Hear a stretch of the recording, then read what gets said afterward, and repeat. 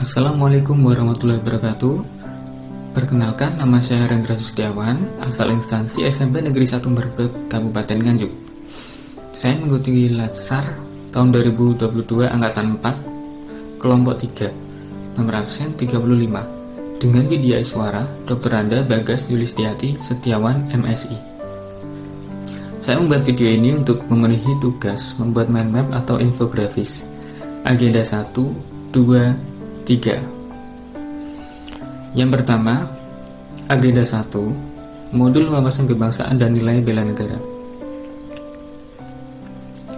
Definisi wawasan kebangsaan yaitu cara pandang suatu bangsa mengenai diri dan ideologinya, serta cita-citanya yang diorientasikan untuk memperkokoh dan menjaga persatuan bangsa dan ketahanan bangsa. Pada wawasan kebangsaan, kita harus mengetahui sejarah pergerakan kemerdekaan Indonesia. Sejarah pergerakan kemerdekaan Indonesia diawali pada tanggal 20 Mei 1908. Terbentuknya organisasi Budi Utomo oleh para pemuda. Kemudian dilanjutkan pada tanggal 25 Oktober 1908, terbentuknya organisasi Perhimpunan Indonesia yang pertama menggunakan nama Indonesia. Kemudian dilanjutkan pada tanggal 30 April 1926, diadakannya Kongres Pemuda 1. Dilanjutkan pada tanggal 27 sampai 28 Oktober 1928, diadakannya Kongres Pemuda kedua.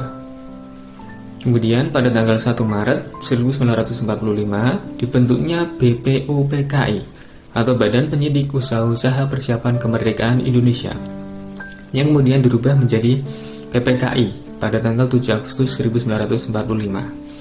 Nah, di situ awal kemerdekaan Indonesia terbentuk. Kemudian wawasan kebangsaan selanjutnya yaitu konsensus dasar. Ada 4 konsensus dasar, yaitu Pancasila, Bhinneka Tunggal Ika, Undang-Undang 1945, Undang-Undang Dasar 1945, dan NKRI.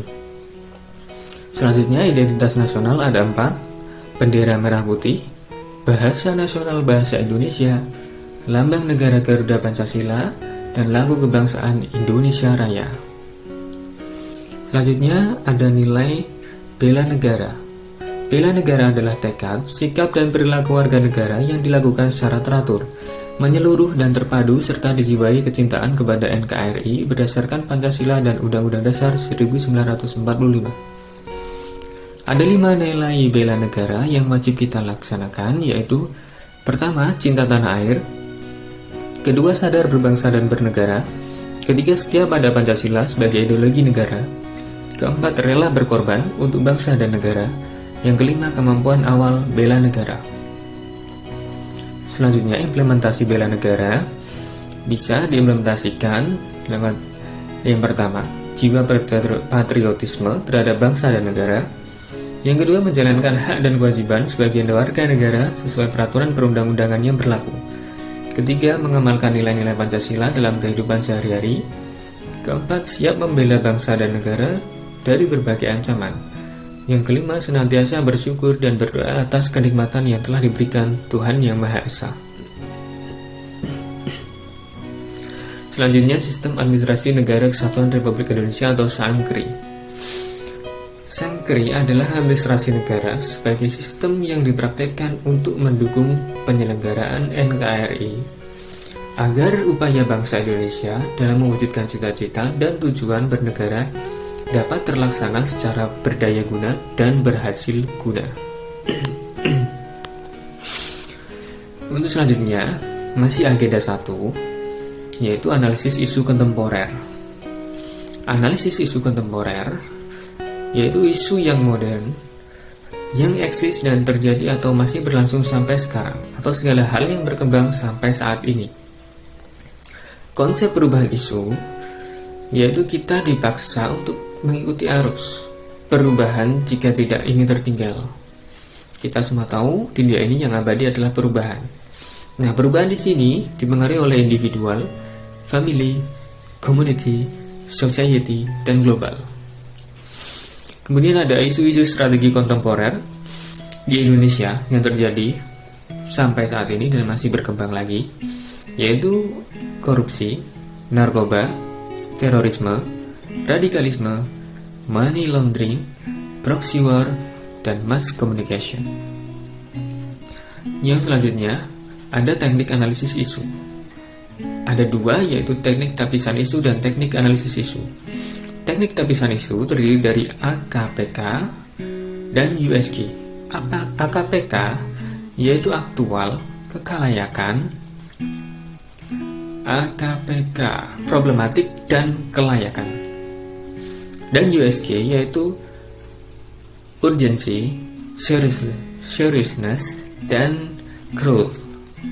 Nah, setelah dianalisis menggunakan AKPK dan USG, kemudian dilanjutkan dengan teknik analisis isu. Untuk memperdalam analisis, bisa menggunakan mind mapping, backbone, atau SWOT, analisis SWOT ya.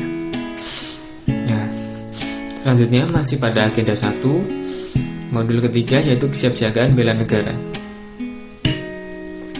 Nah, kesiapsiagaan bela negara ini ada rumusannya 5 bela negara, yaitu 1. Rasa cinta tanah air. Yang kedua, sadar berbangsa dan bernegara. Ketiga, setia kepada Pancasila sebagai ideologi negara. Yang keempat, rela berkorban untuk bangsa dan negara. Yang kelima, mempunyai kemampuan awal bela negara. Nah, kemampuan awal bela negara di sini yaitu menjunjung kearifan lokal, kesiapsiagaan jasmani, kesiapsiagaan mental, dan memiliki etika atau etiket dan moral. Kegiatan kesiapsiagaan bela negara bisa diwujudkan dalam bentuk baris berbaris dan tata upacara, membangun tim, keprotokolan, kewaspadaan diri, atau cara kamalam dan api semangat bela negara. Kemudian selanjutnya yaitu ada pada agenda 2, yaitu ada core values ASN, berakhlak. Berakhlak adalah singkatan atau akronim dari berorientasi pelayanan, akuntabel, kompeten, harmonis, loyal, adaptif, dan kolaboratif.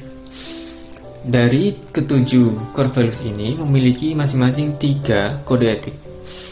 Berorientasi pelayanan, kode etiknya memahami dan memenuhi kebutuhan masyarakat, ramah, cekatan, solutif, dan dapat diandalkan. Melakukan perbaikan tiada henti.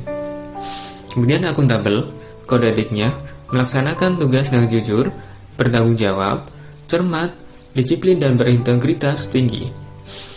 Menggunakan kekayaan dan barang milik negara secara bertanggung jawab, efektif, dan efisien, dan tidak menyalahgunakan kewenangan jabatan. Yang selanjutnya, kompeten, meningkatkan kompetensi diri untuk menjawab tantangan yang selalu berubah, membantu orang lain belajar, melaksanakan tugas dengan kualitas terbaik.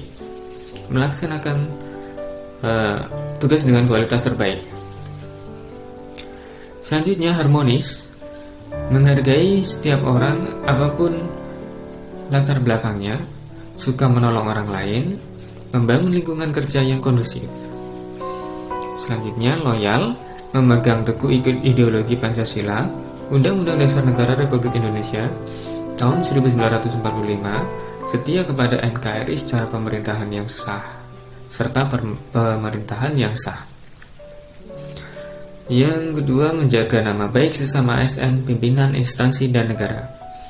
Ketiga, menjaga rahasia jabatan dan negara. Selanjutnya, adaptif. Kode etiknya cepat menyesuaikan diri menghadapi perubahan, terus berinovasi, dan mengembangkan kreativitas, bertindak proaktif. Yang ketujuh, kolaboratif. Kode etiknya memberi kesempatan kepada berbagai pihak untuk berkontribusi, terbuka dalam bekerja sama untuk menghasilkan nilai tambah, dan menggerakkan pemanfaatan berbagai sumber daya untuk tujuan bersama. Kemudian selanjutnya yaitu agenda 3, ada manajemen ASN dan smart ASN. Manajemen ASN ada 3 komponen, yaitu peran, kedudukan, dan hak dan kewajiban. Peran ASN di sini ada 3, yaitu pelaksana kebijakan publik, pelayan publik, dan perekat dan pemersatu bangsa. Kemudian kedudukan ASN ada 2, terdiri dari 2, yaitu pegawai negeri sipil atau PNS, dan pegawai pemerintah dengan perjanjian kerja atau P3K. Kemudian, hak dan kewajiban. PNS berhak memperoleh gaji, tunjangan, dan fasilitas, cuti, jaminan pensiun dan jaminan hari tua, perlindungan, pengembangan kompetensi. Kemudian, PPPK atau P3K berhak memperoleh gaji, tunjangan, dan fasilitas, cuti, perlindungan, pengembangan kompetensi. Ada perbedaan yaitu pada jaminan pensiun dan jaminan hari tua. PNS sudah berhak, P3K belum. Nah, di sini pegawai ASN itu adalah berkedudukan sebagai unsur aparatur negara yang menjalankan kebijakan yang ditetapkan oleh pimpinan instansi pemerintah, serta harus bebas dari pengaruh dan intervensi semua golongan dan partai politik dan KKN. Nah, kewajiban ASN ada 8. Yang pertama, setiap ada Pancasila, Undang-Undang Dasar 1945, dan NKRI. Kedua, menjaga persatuan dan kesatuan. Ketiga, melaksanakan kebijakan. Keempat, mentaati peraturan perundang-undangan. Kelima, melaksanakan tugas kedinasan.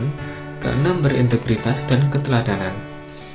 Ketujuh, menyimpan rahasia jabatan. Dan kedelapan, bersedia ditempatkan di mana saja di wilayah Negara Kesatuan Republik Indonesia.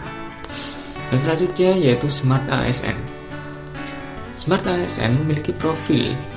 Ada 8 profil Smart ASN, yaitu integritas, nasionalisme, profesionalisme, berwawasan global, menguasai IT dan bahasa asing, jaringan luas, berjiwa melayani, dan berjiwa entrepreneur. Smart ASN di sini yaitu pegawai ASN dengan kompetensi, kinerja, serta profesionalisme yang tinggi, sehingga mampu beradaptasi dan semakin responsif terhadap perubahan dan pencapaian tujuan organisasi yang bisa adaptif. Kemudian, Smart ASN pada era sekarang ini ada kemampuan yang harus dimiliki, yaitu literasi digital. Tidak hanya mampu mengoperasikan alat, melainkan juga mampu bermedia digital dengan penuh tanggung jawab. Itulah karakteristik Smart ASN pada era sekarang. Harusnya mereka harus punya kemampuan. ASN sekarang harus memiliki kemampuan, yaitu yang pertama, cakap menggunakan media digital. Yang kedua, budaya menggunakan media digital. Yang ketiga, etika menggunakan media digital. Dan yang keempat, aman menggunakan media digital. Semua kemampuan itu harus dimiliki ASN di era sekarang.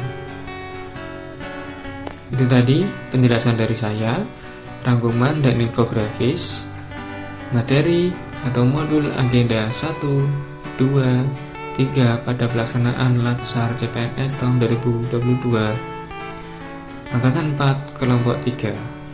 Sekian dari saya, terima kasih. Wassalamualaikum warahmatullahi wabarakatuh.